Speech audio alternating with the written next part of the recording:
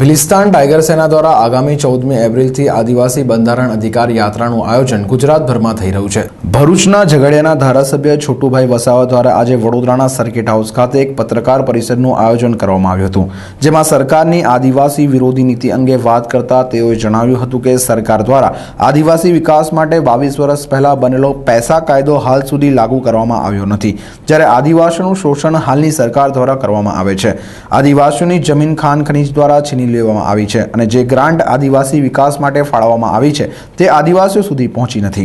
વર્ષોથી નીચલા વર્ગનું શોષણ કરતી સરકાર સામે હવે આંદોલનની તૈયારી કરવામાં આવી છે અને આગામી 14મી એપ્રિલથી ઉમરગામથી અંબાજી સુધી જઈ અને ત્યારબાદ પરત વડોદરાના વાઘોડિયા સુધી આદિવાસી બંધારણ અધિકાર યાત્રા કાઢવામાં આવશે, જે યાત્રામાં ગુજરાતભરથી હજારો લોકો યાત્રામાં જોડાશે। રાજ્યમાં 3.37 કરોડ જેટલા ઓબીસી છે, તેમ છતાંય તેઓ માટે સરકાર દ્વારા કોઈ ખાસ બજેટ ફાળવવામાં આવ્યું નથી, જ્યારે આદિવાસીઓના નામે બજેટની ફાળવણી થાય છે પણ એ નીચલા સ્તર સુધી પહોંચે તે પહેલાં જ ખાયકી થઈ જાય છે। આવા સમયે વર્ષોથી વિકાસને વંચિત આદિવાસીઓ હવે સરકાર સામે લડત શરૂ કરશે, જેની શરૂઆત યાત્રા દ્વારા કરવામાં આવનાર છે। કારણ એ છે કે અમારી જે સમસ્યાઓ છે ગુજરાતની અંદર અને દેશમાં SC ST OBC માઇનોરિટીને એ કોઈ સાંભળતું છે નથી, એટલા માટે હવે અમે એક રેલી સ્વરૂપે અમારો અવાજ જે છે એ રજૂ કરવા માગીએ છીએ। એના માટે 14મી તારીખથી ઉમરગામથી અમે રેલીનું આયોજન કર્યું છે। એ ત્યાં સમાપન અહીં આગળ થવાનું છે, આપણે વાઘોડિયાની અંદર, એ અંબાજી સુધી અમે ફરીને પછી અહીં આગળ સમાપન કરવાના છે।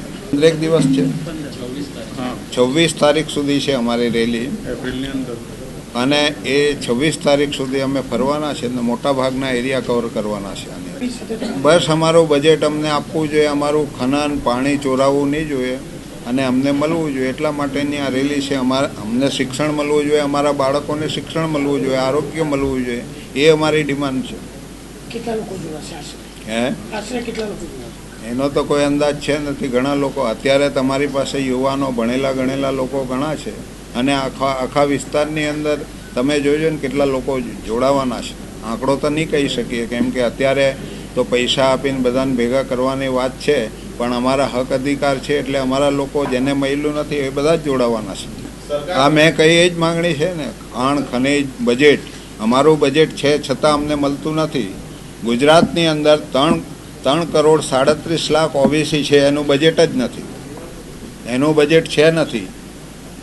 નરેન્દ્રભાઈ અહીંથી મુખ્યમંત્રી બનીને હવે PM બન્યા છે, આયોજન પંચ નીતિ પંચ એમના અધ્યક્ષ છે। જો એમને લાગણી ગુજરાતની હોય તો 3 કરોડ 37 લાખ આ ઓબીસીનું બજેટ બનાવીને અલગથી આપી દે તો આ ગુજરાતનો ડેવલપ 4-5 ગણો થાય, એ જે વાત કરે છે।